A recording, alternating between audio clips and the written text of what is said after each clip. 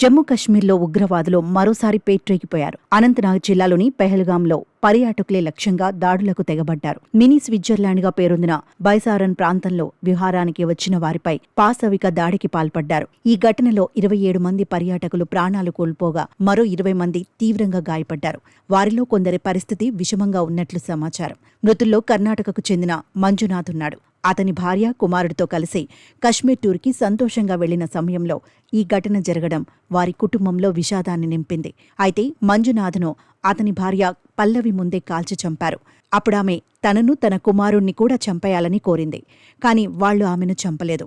తనని చంపపోము అని వెళ్లి ఇక్కడ జరిగింది మోదీకి చెప్పు అంటూ విడిచిపెట్టారని సదరు మహిళ పేర్కొంది. దాడి అనంతరం పల్లవి ఈ విషయాలను వెల్లడించింది. కాగా పల్లవి తన భర్తతో కలిసి కశ్మీర్ టూర్లో ఉన్న వీడియోలు కూడా ప్రస్తుతం సోషల్ మీడియాలో వైరల్ అవుతున్నాయి.